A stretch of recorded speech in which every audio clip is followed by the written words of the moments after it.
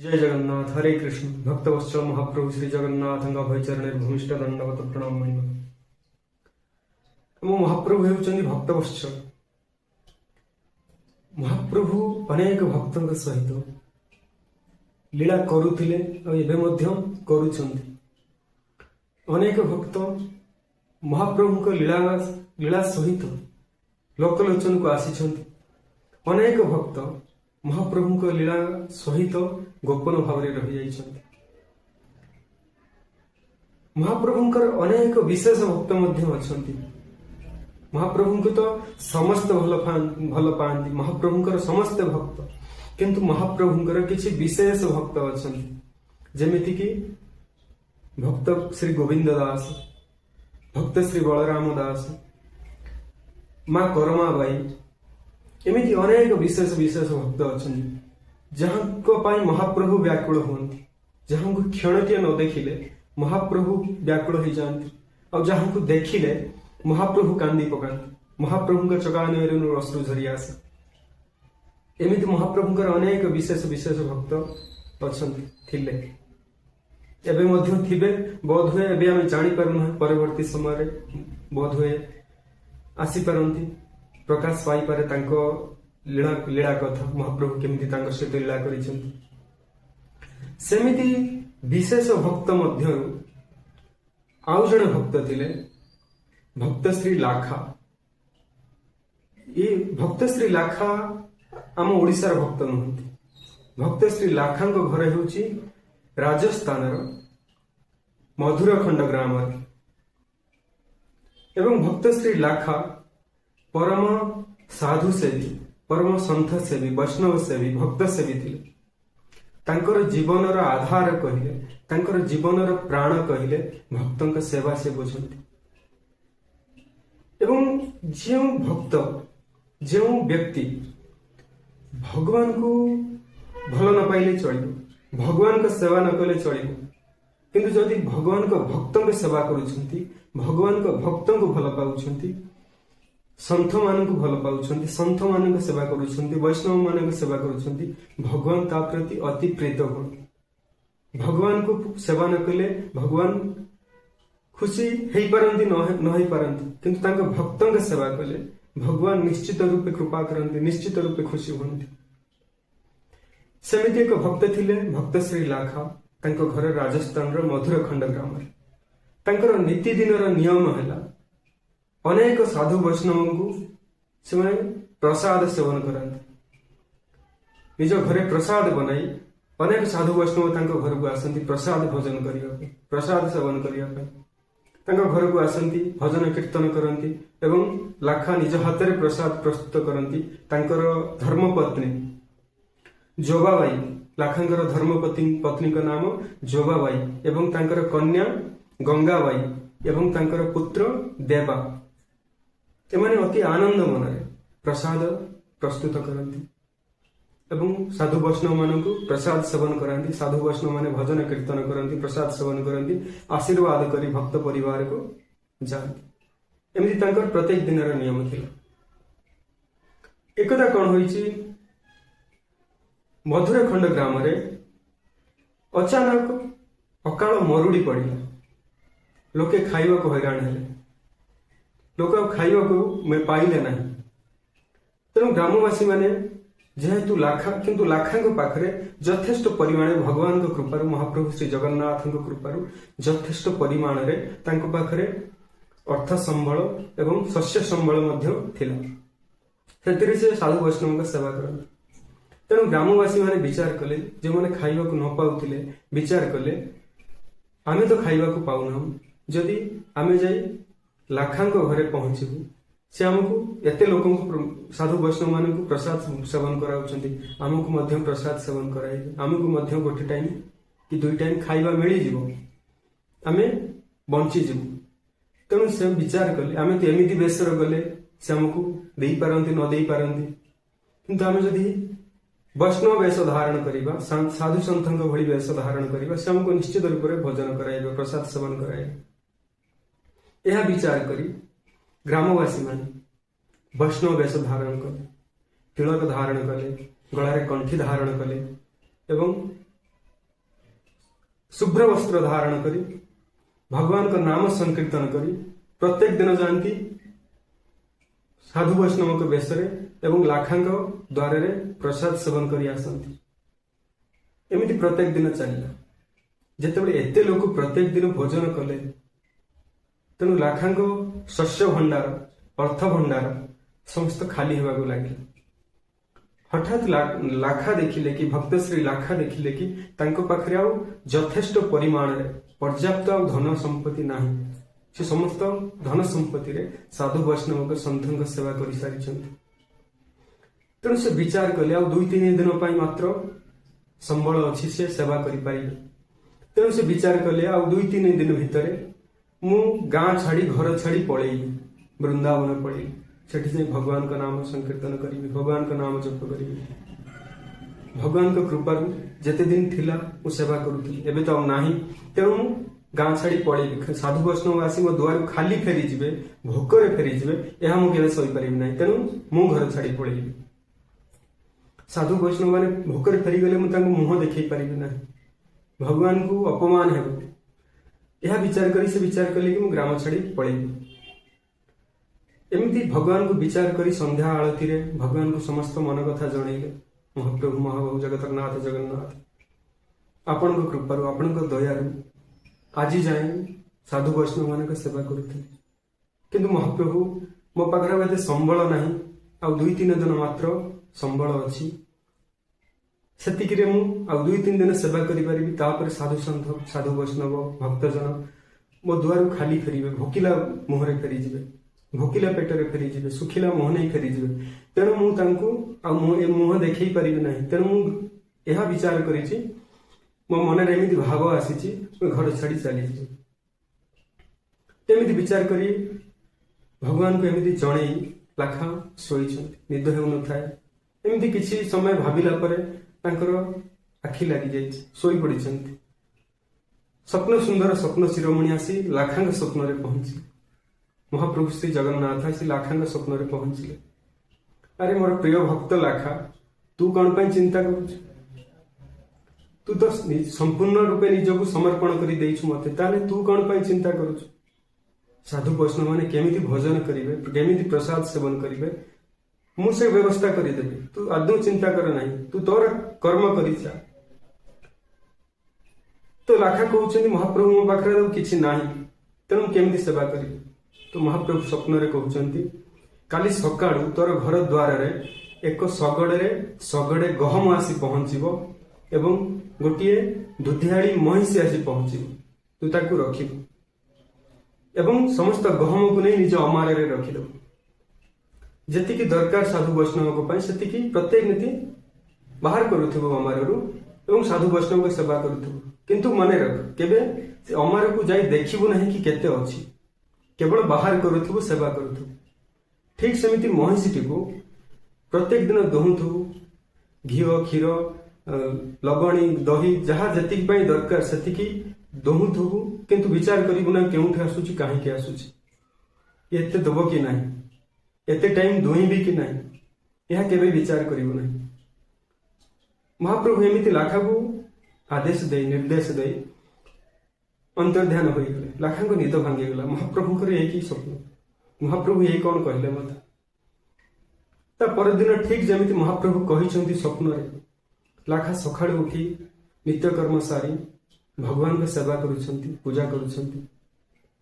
हठात किछि लोक आसे तांको द्वारे पहुंचिले एक सगड़ी आनिछंती सांगरे सगड़िए गहम अछि एवं सांगरे आनिछंती एक दुधियाड़ी महिषीटिए आसी लाखा द्वारे डाकिले अरे भक्त बरे लाखा घरे अछंती। तो लाखा पूजा उठी आसी देखली कौन एक व्यक्ति तांको द्वार रे ठिया होइछंती सांगरे एक सगड़ आनिछंती एक महिषी आनिछंती।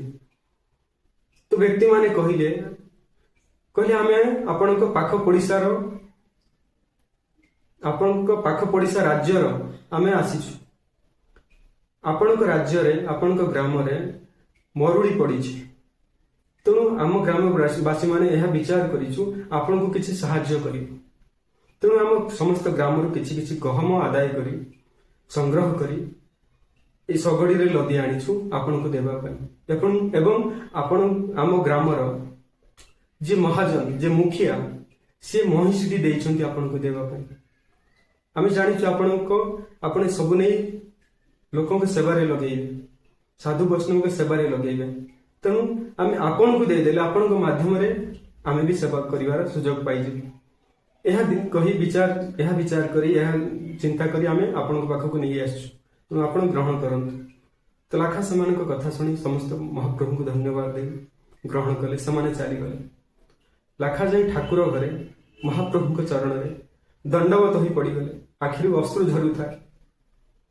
ହେ କୃପାମୟ, ହେ କୃପାନାଥ, ହେ ଦୀନ ଦୟାଲ, ହେ ଦୟାମୟ, ହେ କରୁଣାମୟ, ଆପଣ ଭଳି ପ୍ରଭୁ ଥାଉ ଥାଉ, ଆପଣଙ୍କ ଭଳି କୃପାମୟ ପ୍ରଭୁ ଥାଉ ଥାଉ ମୁଁ ଚିନ୍ତା କଲି। ମୁଁ ଚିନ୍ତା କରିବାର ଅର୍ଥ ଆପଣଙ୍କ ଦୟା ଭାବ ପ୍ରତି, ଆପଣଙ୍କ ଭଳି ପ୍ରଭୁ ପ୍ରତି ମୁଁ ଅପମାନ କରିଛି। ମୋତେ କ୍ଷମା କରନ୍ତୁ ଦୀନନାଥ। ମୁଁ ଆପଣଙ୍କ ପ୍ରତି ଅପରାଧ କରିଛି। ଆପଣଙ୍କ ଭଳି ପ୍ରଭୁ ଥାଉ ଥାଉ ମୁଁ ଚିନ୍ତା କରିଛି, ଏହା ହିଁ ମୋର ଅପରାଧ। ଆପଣଙ୍କୁ ଅପମାନ ହୋଇଛି। ଏମିତି ଭଗବାନଙ୍କୁ କ୍ଷମା ମାଗୁଛନ୍ତି। ଭଗବାନଙ୍କୁ କୋଟି କୋଟି ଦଣ୍ଡବତ ପ୍ରଣାମ କରୁଛନ୍ତି, ଧନ୍ୟବାଦ ଜଣାଉଛନ୍ତି। ଆଖିରୁ ଅଶ୍ରୁ ଝରୁଛି। ତେମିତି ବିଚାର କରି ଲାଖା ତାଙ୍କର ପୁଣି ସେବାରେ ଲାଗିଗଲେ। ସାଧୁ ବୈଷ୍ଣବମାନଙ୍କୁ ଭୋଜନ କରାଇଲେ। ଏମିତି କିଛି ଦିନ ଚାଲିଲା। ଦିନେ ଲାଖା ବିଚାର କଲେ, ଅନେକ ଦିନ ହେଲାଣି ମୋ ମଣିମା ମହାପ୍ରଭୁଙ୍କର, ମୋ ଚକାନୟନଙ୍କର, ମୋ କଳା ସାଆନ୍ତଙ୍କର, କଳାମଣି ମାଙ୍କର ଦର୍ଶନ କରିନାହିଁ। ତାଙ୍କ ଶ୍ରୀମୁଖ ଦର୍ଶନ କରିନାହିଁ। ଅନେକ ଦିନ ତାଙ୍କ ଶ୍ରୀମୁଖ ଦର୍ଶନରେ ମୁଁ ବଞ୍ଚିତ ଅଛି। ଏହା ବିଚାର କରି କହିଲେ ମୁଁ ଶ୍ରୀକ୍ଷେତ୍ର ଯିବି। ତାଙ୍କର ଧର୍ମପତ୍ନୀଙ୍କୁ କହିଲେ ମୁଁ ଶ୍ରୀକ୍ଷେତ୍ର ଯିବି। ଯାଇ ମୋ ସାଆନ୍ତଙ୍କୁ, ମୋ ମଣିମାଙ୍କୁ, ମୋ ମହାପ୍ରଭୁଙ୍କୁ, ମୋ ପ୍ରାଣଧନଙ୍କୁ, ମୋର ଜୀବନକୁ ଟିକେ ଦର୍ଶନ କରି ଆସେ। ଏମିତି ବିଚାର କରି ଲାଖା ବାହାରିଲେ ଶ୍ରୀକ୍ଷେତ୍ର ଅଭିମୁଖୀ ଏବଂ ବିଚାର କଲେ ରାଜସ୍ଥାନରୁ ଶ୍ରୀକ୍ଷେତ୍ର ପର୍ଯ୍ୟନ୍ତ ଦଣ୍ଡବତ କରିଯିବେ। ଦଣ୍ଡବତ ପ୍ରଣାମ କରି ଶ୍ରୀକ୍ଷେତ୍ର ପର୍ଯ୍ୟନ୍ତ ପହଞ୍ଚିବେ। ଏହା ବିଚାର କରି ମନରେ ବାହାରିଲେ ଏବଂ ସାଥିରେ ଆଣିଥିଲେ ଏକ ମାଳା, ସୁନ୍ଦର ମାଳାଟିଏ ନିଜ ହାତରେ ବନେଇଥିଲେ। ଏମିତି ବିଚାର କରି ଦଣ୍ଡବତ ପ୍ରଣାମ କରି ଚାଲୁଥାନ୍ତି। ଦଣ୍ଡବତ ପ୍ରଣାମ କରୁଥାନ୍ତି, ବିଚାର କରୁଥାନ୍ତି। ମହାପ୍ରଭୁଙ୍କ ଭାବରେ, ମହାପ୍ରଭୁଙ୍କ ଚିନ୍ତନରେ ନିମଗ୍ନ ଥାନ୍ତି। ଚିନ୍ତା କରୁଥାନ୍ତି, ମୋ କଳାସାନ୍ତ କଳାମଣି ମୋ ମହାପ୍ରଭୁ ବଳିଆର ହୋଜ ଭାଇ ଭଉଣୀଙ୍କୁ ସାଙ୍ଗରେ ଧରି ରତ୍ନ ମଣ୍ଡପରେ, ରତ୍ନ ସିଂହାସନରେ ଗମ୍ଭୀରା ଭିତରେ ବିଜେ କରିଥିବେ। ଚକା ବୈଠି ଉପରେ ବସିଥିବେ।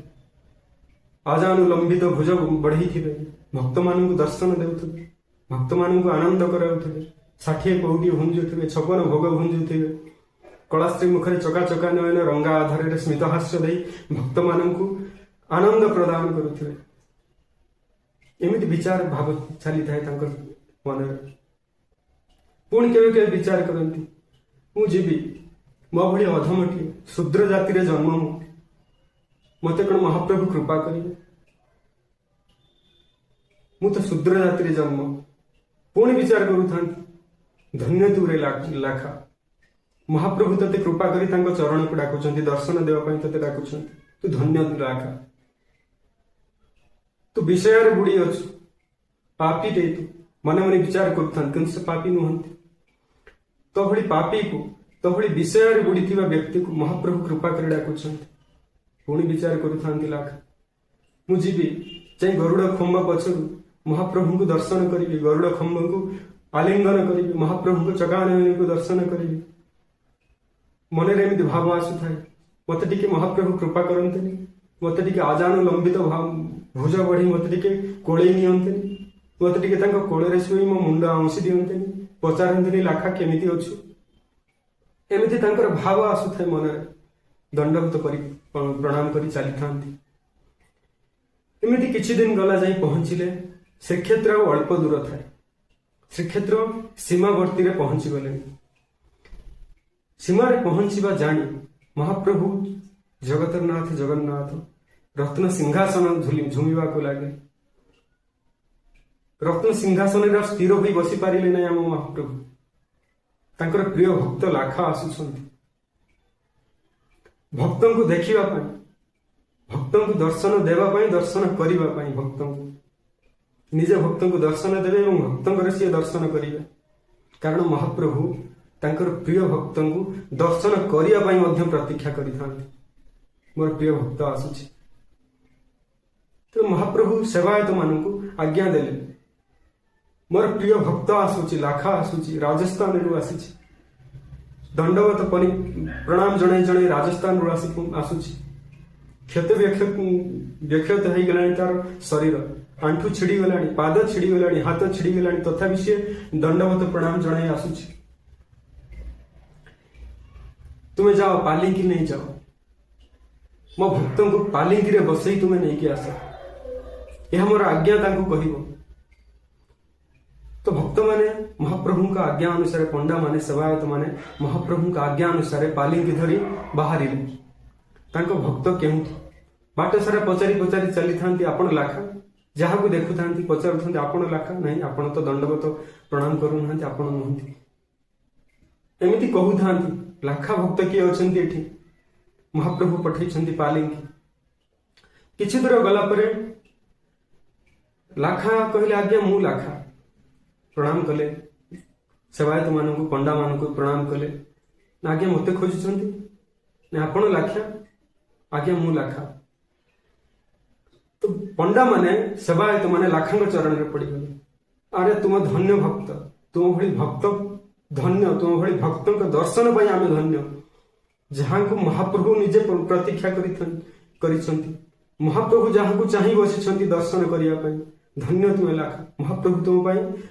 पालिंकी पठे तुम पालिंकी रे विजय कर एवं श्रीमंदिर को चल महाप्रभु अपेक्षा कर तुमको दर्शन करने तो लाखा कहले महाशय मोर किसी एथिरे करामती ना आपण मानक कृपार महाप्रभु को कृपार मु संकल्प नहीं राजस्थान श्रीमंदिर जाए मु दंडवत प्रणाम करी आसली यह मोर संकल्प तेणु मुझे पालिंकी रे बसी पारि ना पंडा माने सेवायत मान अनेक बाध्य कला सत्य लाखा पालिंकी रे बसिले ना तो पंडा मैंने आसी पुणी श्रीमंदिर में पहुंचले महाप्रभु पचारे मो भक्त कहीं तो पंडा मैंने कहले मणिमा महाप्रभु आपण भक्त तो संकल्प नहीं से पालिंकी रे आसबे ना केवल दंडवत प्रणाम करी आसबी दर्शन करियो आपण तो भगवान कहले महाप्रभु श्री जगन्नाथ कहले एथर पुणी थरे जाओ तांकु कहबो महाप्रभु कहले तुमे जो माळटी आनिच से माळटी पिंधिया पई मु अति व्याकुल अति आकुल तुमे शीघ्र से माळ नहीं मो पाखको आस यह कहले से पालिंकी रे बसिबो एवं महाप्रभुଙ୍କର आज्ञा यह कहले तो पंडा माने सेवायत माने पुणी पालिंकी धरी चलिले जाई पुणी पहुंचले लाखांक पाखरे कहले भक्त प्रवर भक्त महाराज महाप्रभु आज्ञा देइछंती एवं यह कहिछंती मध्ये तुमे जो माळटी आनिछ संगरे ताकू से पिंधिया पाई व्याकुल होई बसिछंती आकुल होउछंती कांदुछंती तेणु कृपा करी आपण पालिंकी रे बसी जांतु तो लाखा जेतेबेले जानिया को पहले मो महाप्रभु व्याकुल कौन मो महाप्रभु को व्याकुलता ठारू मो भली अधम भक्तर तुच्छ भक्तरे दासर कौन संकल्प एते बड़ मो महाप्रभु कौन किछि नु मो महाप्रभु को कौन व्याकुलता किछि नु ए अधम प्रति यदि महाप्रभु कृपा करूछंती कृपा करी दर्शन करिया पई चाहि बसिछंती माळ पिंधिया पई व्याकुल होउछंती ताले मो संकल्प कौन एते बड़ मो संकल्प चुलिकी जाबो मो महाप्रभु बड़ मो पाई तेणु भक्त प्रवर बाध्य होई पालिंकी रे बसी सेवायत माने पालिंकी जेतेबेले आसी पहुंची अरुण स्तंभ पाखरे सिंह द्वार पाखरे तो लाखा कहले महाशय आज्ञा ये मत ओल्लई दिंतु एवठू अति कम रे एवठू तो दंडवत प्रणाम करी महाप्रभु पाखक जी तो सेवायत माने तांको कथा को सम्मान दे सिंह द्वार पाखरे ओल्लई देले तो सिंह द्वार लाखा पुणी दंडवत प्रणाम करी चाहे गरुड़ पाखरे पहुंची गरुड़ पाखरे पहुंची महाप्रभु को चका नयन को जो गरुड़ खंभ पछर चाहि चका नयन को जो चाहि जो चका नयन रे चर्म नयन मिसी जाइए महाप्रभु को चका नयन रे लाखांकर चर्म नयन मिसी जाइए लाखा भाव विहल हो जाइछंती आखिर अश्रु झरुची लाखा लाखा चेता शून्य हो गए गरुड़ ସ୍ତମ୍ଭ ପଛରେ ଲାଖା ଚେତାଶୂନ୍ୟ ହୋଇ ପଡ଼ିଗଲେ ଏବଂ ଏମିତି ସେ ବିଚାର ଆସୁଛି ତାଙ୍କର। ମହାପ୍ରଭୁ ସେ ଯେମିତି ବିଚାର କରୁଥିଲେ ଆସିଲା ବେଳେ ମହାପ୍ରଭୁ ମତେ ଆଜାନୁଲମ୍ବିତ ଭୁଜ ବଢେଇ ମତେ କୋଳେଇ ନେବେ, ତାଙ୍କ କୋଳରେ ମତେ ମୋ ମୁଣ୍ଡ ରଖି ଶୁଏଇ ଦେବେ, ମୋ ମୁଣ୍ଡକୁ ଆଉଁସି ଦେବେ, ମୋର ଭଲ ମନ୍ଦ ପଚାରିବେ। ଲାଖା ଯେମିତି ଭାବିଥିଲେ ମହାପ୍ରଭୁ ତାଙ୍କୁ ସେମିତି ଅନୁଭବ କରାଉଥାନ୍ତି।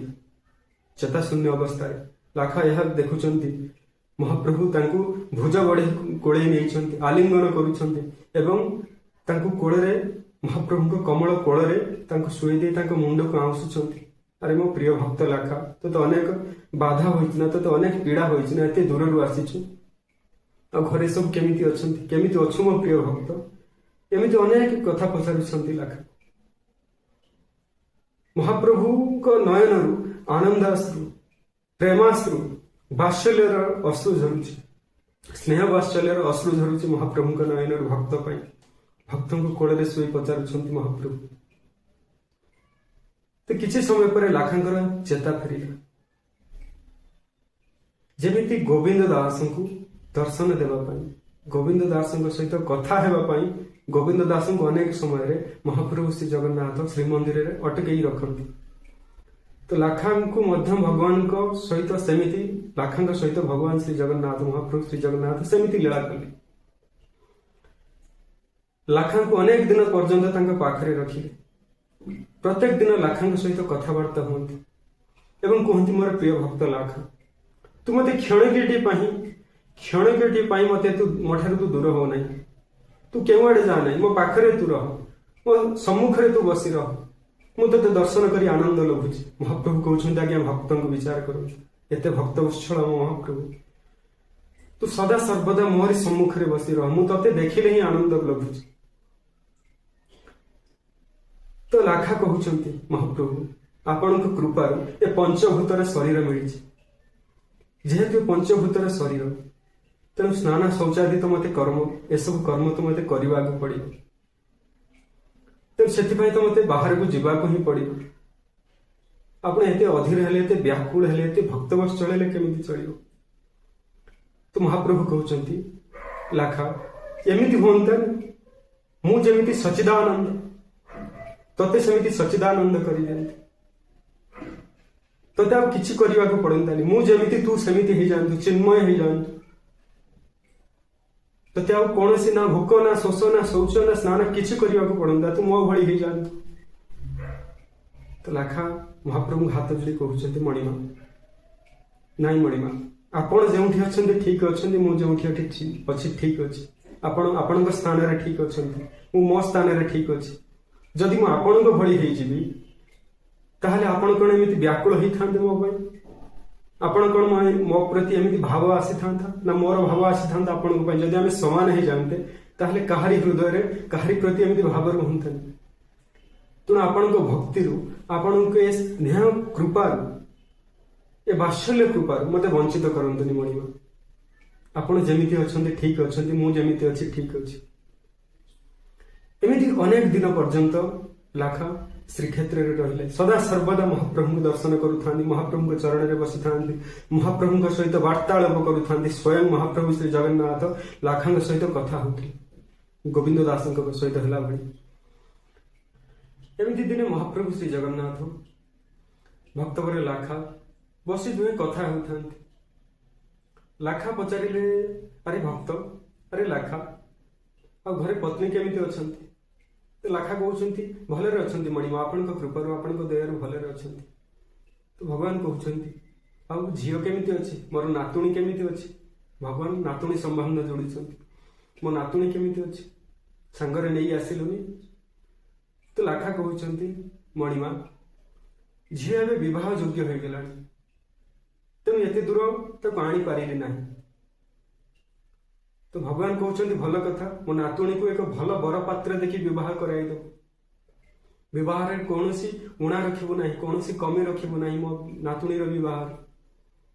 ତ ଲାଖା ନୀରବ ରହିଲେ, ମନେ ମନେ ବିଚାର କରୁଛନ୍ତି, ମନେ ମନେ ଚିନ୍ତା କରୁଛନ୍ତି, ମୋର ତନ ମନ ଧନ ଯାହା କିଛି ଥିଲା ପ୍ରଭୁ, ସବୁ ତ ବୈଷ୍ଣବଙ୍କ ସେବାରେ, ସବୁ ଭଗବାନଙ୍କ ସେବାରେ ଖର୍ଚ୍ଚ କରିସାରିଛି, ଏବେ ତ ମୋ ପାଖରେ କିଛି ବି ନାହିଁ। ତେଣୁ ଭଲ ଭଲ ବରପାତ୍ର ଆସୁଥିଲେ ମଧ୍ୟ ଲାଖା ଫେରେଇ ଦେଉଥାନ୍ତି। ବିବାହ କରିବା ପାଇଁ ତାଙ୍କ ପାଖରେ ଅର୍ଥ ନାହିଁ। ଅନ୍ତର୍ଯାମୀ ନାଥ ଅନ୍ତରର କଥା ବୁଝିପାରିଲେ। ଲାଖାକୁ କହିଲେ, ଶୁଣ ଲାଖା, ଯଦି ତୋର ଅର୍ଥ ନାହିଁ ତାହେଲେ ତୁ ଯିବା ବେଳେ ମୋ ପାଖରୁ ଅର୍ଥ ନେଇଯିବୁ। ତୋର ଯେତେ ଦରକାର ମୋ ପାଖରୁ ନେଇଯିବୁ। ମୋର ଯାହା କିଛି ସମ୍ପତ୍ତି ଅଛି ସବୁ ତ ତୋର ନା, ତୁ ଆଉ ମୁଁ କଣ ଅଲଗା କି?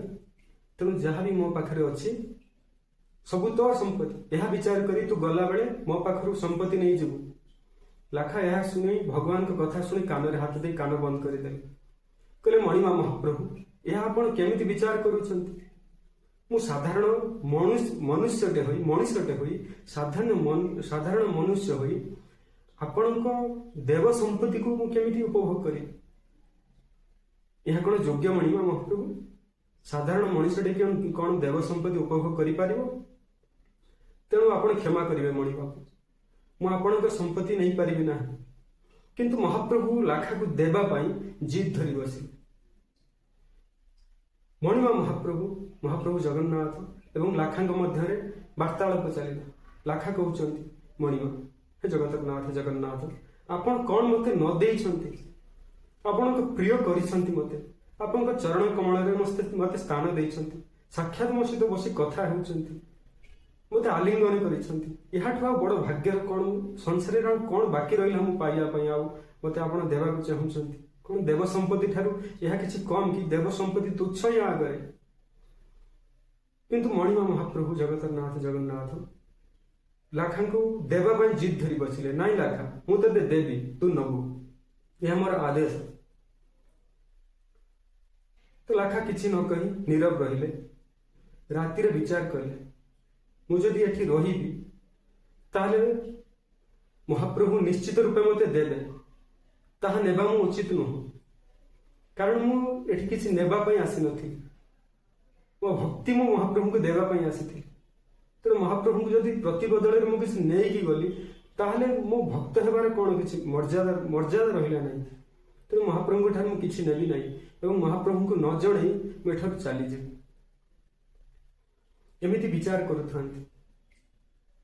ଆହୁରି ଏକଥା ବିଚାର କରୁଥାନ୍ତି, ମହାପ୍ରଭୁଙ୍କ ସହିତ ଏତେ ସମ୍ପର୍କ ସେ ଯୋଡି ସାରିଛନ୍ତି, ସେ କେମିତି ଯିବା କଥା କହିବେ ମହାପ୍ରଭୁଙ୍କୁ? ସେ ଯିବା କଥା କହିଲେ ମହାପ୍ରଭୁ ମଧ୍ୟ ସମ୍ଭାଳି ପାରିବେ ନାହିଁ, କାନ୍ଦି ପକେଇବେ। ଭକ୍ତ କାନ୍ଦି ପକେଇବେ, ଭଗବାନ କାନ୍ଦି ପକେଇବେ। ତେଣୁ ମୁଁ କାନ୍ଦିବି ଚଳିବ, କିନ୍ତୁ ମୋ ମହାପ୍ରଭୁଙ୍କ ଚକାନୟନରୁ ଯଦି ଅଶ୍ରୁ ଝରିଯାଏ ତାହା ମୁଁ କେବେ ସହିପାରିବି ନାହିଁ। ଲାଖା ଏମିତି ବିଚାର କରୁଛନ୍ତି, ମୁଁ ଏଠାରୁ ଲୁଚି ପଳେଇବି। ଆଉ ଗଲାବେଳେ ମହାପ୍ରଭୁଙ୍କର କିଛି ସନ୍ତକ ନେଇଯିବି, କିଛି ସ୍ମୃତି ସାଙ୍ଗରେ ନେଇଯିବି। ତା ପରଦିନ ଦିନ ଗଲା। ମହାପ୍ରଭୁଙ୍କ ସହିତ ଅତି ଆନନ୍ଦରେ ଲାଖା କଥାବାର୍ତ୍ତା ହେଉଥାନ୍ତି, ବାର୍ତ୍ତାଳାପ କରୁଥାନ୍ତି, ଆନନ୍ଦର ସହିତ ଦର୍ଶନ କରୁଥାନ୍ତି, ଭଜନ କରୁଥାନ୍ତି, କୀର୍ତ୍ତନ କରୁଥାନ୍ତି। ଯେମିତି ରାତି ହେଲା, ମହାପ୍ରଭୁଙ୍କର ସନ୍ଧ୍ୟା ଧୂପ ସରିଲା। ମହାପ୍ରଭୁ ବଡ ସିଂହାର ବେଶରେ ବିଜେ ହେଲେ। ଲାଖା ସେବାୟତ ମାନଙ୍କ ଠାରୁ କିଛି ଛଡା ତୁଳସୀ, କିଛି ନିର୍ମାଲ୍ୟ, ମହାପ୍ରଭୁଙ୍କର ଶ୍ରୀଅଙ୍ଗ ଲାଗି ଖଣ୍ଡେ ବସ୍ତ୍ର ମାଗି ରଖିଲେ। ମହାପ୍ରଭୁ କହୁଛନ୍ତି, କିନ୍ତୁ ଲାଖାଙ୍କ ମନ ଟିକେ ଉଦାସ ଥାଏ। କାହିଁ ସେ ବିଚାର କରିଛନ୍ତି ଆଜି ରାତିରେ ଏଠାରୁ ସେ ଚାଲିଯିବେ ମହାପ୍ରଭୁଙ୍କୁ ନ ଜଣେଇ। ତ ମହାପ୍ରଭୁ ବଡ ସିଂହାର ବେଶରେ ବିଜେ କରିଥାନ୍ତି। ଲାଖାଙ୍କୁ ମହାପ୍ରଭୁ କହୁଛନ୍ତି, ଆରେ ଲାଖା, ତୁମ ମନଟା ଆଜି କାହିଁ ଉଦାସ ଲାଗୁଛି? ତୁମ ମୁହଁଟା ଆଜି କାହିଁ ଶୁଖିଲା ଦେଖାଯାଉଛି? କଣ ହେଇଛି? କିଛି ଲୁଚଉଛ ମତେ ବନ୍ଧୁ? କିଛି ଲୁଚଉଛ ମତେ ଭକ୍ତ? ତ ଲାଖା କହୁଛନ୍ତି, ନାଇଁ ପ୍ରଭୁ, ସେମିତି କିଛି ନାହିଁ। ତ ମହାପ୍ରଭୁ କହୁଛନ୍ତି, ହାତରେ ତୁଳସୀ ଧରିଛ, ମୋର ବସ୍ତ୍ର ଧରିଛ, ନିର୍ମାଲ୍ୟ ଧରିଛ, କଣ କିଛି ହେଇଛି ଯଦି କୁହ। ତ ଲାଖା ଅନ୍ତରରେ ଦୁଃଖ ଥିଲେ ମଧ୍ୟ ମହାପ୍ରଭୁଙ୍କୁ ସୁଖ ଦେବା ପାଇଁ, ମହାପ୍ରଭୁଙ୍କୁ ନ ଜଣେଇବା ପାଇଁ, ଆଜ୍ଞା ତାଙ୍କୁ କୋଉ କଥା ନ ଜଣେଇବା, ଆଜ୍ଞା ସେ ତ ଅନ୍ତରରେ ବିଜେ କରିଛନ୍ତି, ଅନ୍ତର୍ଯାମୀ, ସେ ଅନ୍ତରରେ କଥା ଜାଣୁଛନ୍ତି। ବାସ୍ ଲୀଳା କରୁଛନ୍ତି ଭକ୍ତଙ୍କ ସହିତ। ଲାଖା କହୁଛନ୍ତି, ନାଇଁ ମହାପ୍ରଭୁ, ଆପଣ ପହୁଡନ୍ତୁ, ଆପଣ ଶୋଇଯାଆନ୍ତୁ ରତ୍ନ ପଲଙ୍କରେ। ମହାପ୍ରଭୁ ବଡ ସିଂହାର ବେଶ ହୋଇ ଶୟନ କଲେ। ଦ୍ୱାର ବନ୍ଦ ହେଲା। ଲାଖା ଧୀରେ ଧୀରେ ମନ୍ଦିରରୁ ବାହାରୁଥାନ୍ତି, କିନ୍ତୁ ନୟନରେ ଅଶ୍ରୁ ଝରୁଥାଏ। ଗୋଟେ ହାତରେ ତୁଳସୀ ଧରିଥାନ୍ତି, ଗୋଟେ ହାତରେ ନିର୍ମାଲ୍ୟ ଧରିଥାନ୍ତି। ଆଖିରୁ ଅଶ୍ରୁ ଝରୁଥାଏ ମହାପ୍ରଭୁଙ୍କୁ କେମିତି ଛାଡ଼ିକି ଯିବେ, ପୁଣି ଛାଡ଼ିକି ଯାଉଛନ୍ତି ମହାପ୍ରଭୁଙ୍କୁ ଜଣେଇ ନାହାନ୍ତି ମୁଁ ଯାଉଛି ମଣିମା। ଏମିତି କାନ୍ଦୁଥାନ୍ତି, ଆଖିର ଲୁହରେ ତାଙ୍କୁ ରାସ୍ତା ଝାପ୍ସା ଦେଖାଯାଉଥାଏ। ଆଖିରୁ ଯେତେବେଳେ ଲୁହ ଝରୁଥାଏ ରାସ୍ତା ବି ତାଙ୍କୁ ଠିକ ସେ ଦେଖା ହଉନଥାଏ। 22 ପାହାଚରେ ଧୀରେ ଧୀରେ ଓହ୍ଲଉଥାନ୍ତି, ନିଜର ବାହୁରେ ଆଖିର ଲୁହ ପୋଛି ଦେଉଥାନ୍ତି। ଏମିତି ଶ୍ରୀକ୍ଷେତ୍ରରୁ କିଛି ଦୂର ଲାଖା ଯାଇଛନ୍ତି। ମହାପ୍ରଭୁ ଶୟନ କରିବାକୁ ଯାଇଥିଲେ ରତ୍ନ ପଲଙ୍କରେ, କିନ୍ତୁ ମହାପ୍ରଭୁ ଆଉ ଶୟନ କରିପାରିଲେ ନାହିଁ। ତାଙ୍କ ହୃଦୟ ଥରି ଉଠିଲା। ତାଙ୍କ ଭକ୍ତ ତାଙ୍କୁ ଛାଡ଼ି ଚାଲି ଯାଉଛି ସେ କଥା ଜାଣିପାରିଲେ। ତାଙ୍କର ପ୍ରାଣର ପ୍ରିୟ ଭକ୍ତ ଛାଡ଼ି ଚାଲି ଯାଉଛି ସେ କଥା ଜାଣିପାରିଲେ। ମହାପ୍ରଭୁଙ୍କୁ ଆଉ ନିଦ ହେଲା ନାହିଁ। ମହାପ୍ରଭୁ ଆଜ୍ଞା ଦେଲେ, ଆଦେଶ ଦେଲେ ରାଜାଙ୍କୁ, ହେ ରାଜନ, ମୋର ଭକ୍ତ ଛାଡ଼ି ଚାଲି ଯାଉଛି ମତେ, ତୁମେ ତୁରନ୍ତ ଯାଅ। ମୁଁ ତାକୁ ଧନ ରତ୍ନ ଦେଇଦେବି ବୋଲି, ଧନ ସମ୍ପତ୍ତି ଦେବି ବୋଲି ସେ ମତେ ନ କହି ନ ଜଣେଇ ଚାଲି ଯାଉଛି। ତେଣୁ ତୁମେ ଯାଅ, ତାଙ୍କୁ ଭେଟ କର ଏବଂ ତାକୁ ଯଥାସମ୍ଭବ ଧନ ରତ୍ନ ଦିଅ, ସମ୍ପତ୍ତି ଦିଅ ଏବଂ ତାଙ୍କ ଭିତରେ ମୋ ଭିତରେ କୌଣସି ପ୍ରଭେଦ ଦେଖିବ ନାହିଁ, ବିଚାର କରିବ ନାହିଁ ଯେ ସାଧାରଣ ମନୁଷ୍ୟ ସେ ଭଗବାନ। ତେଣୁ ତାଙ୍କୁ ମତେ ଯେତିକି ସମ୍ମାନ କରୁଛ ତାଙ୍କୁ ସେତିକି ସମ୍ମାନ କରି ତାଙ୍କୁ ଧନ ରତ୍ନ ଦିଅ, ସମ୍ପତ୍ତି ଦିଅ, ତାଙ୍କ ସେବା କର, ଉଚିତ ସମ୍ମାନ ଦେଇ ତାଙ୍କୁ ଶ୍ରୀକ୍ଷେତ୍ରରୁ ବିଦାୟ ଦିଅ। ତ ରାଜନ ମହାରାଜ ଗଜପତି ମହାପ୍ରଭୁଙ୍କ ଆଜ୍ଞା ପାଇ ତୁରନ୍ତ ନିଦ୍ରାରୁ ଉଠିଲେ। ତ ରାଜା ଗଜପତି ଯାଇ ମହାପ୍ରଭୁଙ୍କ ଯେମିତି ଆଜ୍ଞା ହେଇଥିଲା ସେମିତି ଯାଇ ଲାଖାଙ୍କ ଚରଣରେ ଦଣ୍ଡବତ ପ୍ରଣାମ କଲେ। ଭକ୍ତରାଜ, ଭକ୍ତବର, ତୁମ ପାଇଁ ମତେ ଭଗବାନ ଆଦେଶ ଦେଇଛନ୍ତି ତୁମକୁ ମୋ ରାଜମହଲକୁ ନେବା ପାଇଁ, ତୁମକୁ ଯଥା ସମ୍ମାନ ଦେବା ପାଇଁ। ତୁମେ ସିନା ବିଚାର କରିଛ ଦେବ ସମ୍ପତ୍ତି ନବ ନାହିଁ, କିନ୍ତୁ ମୁଁ ତ ଦେବ ନୁହଁ ନା, ମୋ ସମ୍ପତ୍ତି ନେବାରେ କେଉଁଠି ଅସୁବିଧା ରହିଲା? ତେଣୁ ତୁମେ କୃପା କରି ମୋର ରାଜମହଲକୁ ଚାଲ। ତ ରାଜା ଭଗବାନଙ୍କ ଆଦେଶ ପାଇ ଏକରେ ତ ଭଗବାନଙ୍କ ବିରହରେ ଯାଉଛନ୍ତି। ଭଗବାନ ଯେତେବେଳେ ଆଦେଶ ଦେଇଛନ୍ତି, ଶେଷ ଆଦେଶ ଦେଇଛନ୍ତି, ତାଙ୍କୁ ଆଉ ସେ ଟାଳି ପାରିଲେ ନାହିଁ। ତ ଭକ୍ତ ଲାଖା ପାଲିକିରେ ବିଜେ କରି ରାଜମହଲକୁ ଗଲେ। ରାଜା ତାଙ୍କୁ ଯଥା ସମ୍ମାନ ଦେଲେ, ନୂତନ ବସ୍ତ୍ର ପିନ୍ଧାଇଲେ, ଅନେକ ପ୍ରକାର ଭୁରି ଭୋଜନ କରାଇଲେ ଏବଂ କହିଲେ, ହେ ଭକ୍ତବର, ଆପଣଙ୍କର ଯେତେ ସମ୍ପତ୍ତି ଦରକାର, ଆପଣଙ୍କର ଯେତେ ଧନରତ୍ନ ସମ୍ପତ୍ତି ଦରକାର, ଆପଣଙ୍କର ଝିଅ ବାହାଘର ପାଇଁ ଆପଣ ନେଇଯାଆନ୍ତୁ। କେବେ ଆପଣ ମହାପ୍ରଭୁଙ୍କୁ କହିଥିଲେ ଦେବ ସମ୍ପତ୍ତି ନେବେ ନାହିଁ ବୋଲି, କିନ୍ତୁ ଏହା ଦେବ ସମ୍ପତ୍ତି ନୁହଁ, ଏହା ତ ରାଜ ସମ୍ପତ୍ତି।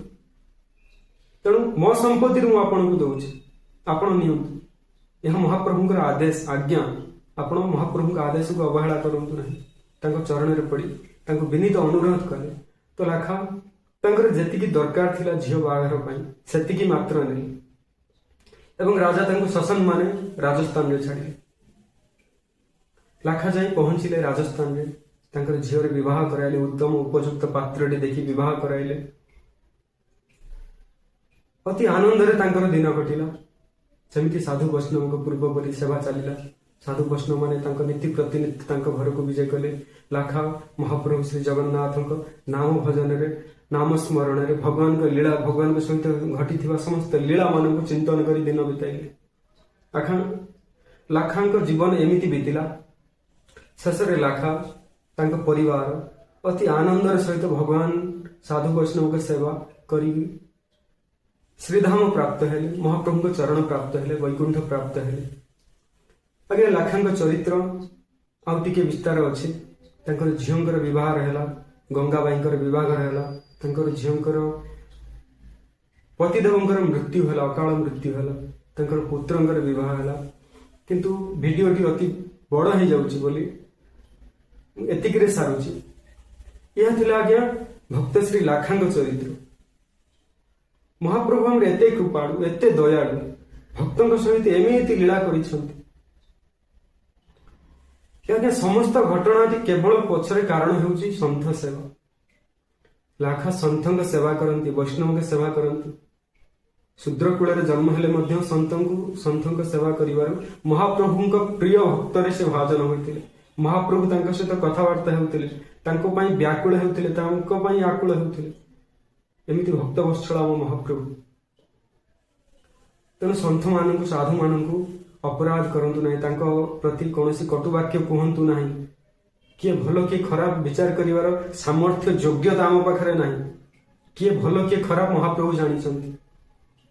ତେଣୁ ଆମ କର୍ମ ଆମେ କରିବା, ତାଙ୍କ ସେବା କରିବା, ତାଙ୍କୁ କଟୁ ବାକ୍ୟ କହିବା ନାହିଁ। ସାଧୁ ବୈଷ୍ଣବ ଯେଉଁଠି ଦେଖିବା ପ୍ରଣାମ କରିବା, ତାଙ୍କ ସେବା କରିବା। ସେ ଭଲ କି ଖରାପ, ସିଏ ସଚ୍ଚା ଭକ୍ତ କି ସଚ୍ଚା ସାଧୁ କି ପାଖଣ୍ଡୀ କି ଢୋଙ୍ଗୀ, ସେଥିରେ ଆମର ବିଚାର କରିବାର ଅଧିକାର ନାହିଁ। ସେ ମହାପ୍ରଭୁ ବିଚାର କରିବେ, ଆମ ସେବା କେବଳ ଆମେ କରିବା। ଏବଂ ଦୁନିଆରେ ଏମିତି ସାଧୁ ସନ୍ଥ ଅଛନ୍ତି, ଏମିତି ବୈଷ୍ଣବ ଅଛନ୍ତି, ଉପରକୁ ସେ ବିଲକୁଲ ଜଣା ପଡ଼ିବେ ନାହିଁ, କିନ୍ତୁ ସେ ପ୍ରକାଣ୍ଡ ଭକ୍ତ, ପ୍ରକାଣ୍ଡ ବୈଷ୍ଣବ, ପ୍ରକାଣ୍ଡ ସାଧୁ ସେ।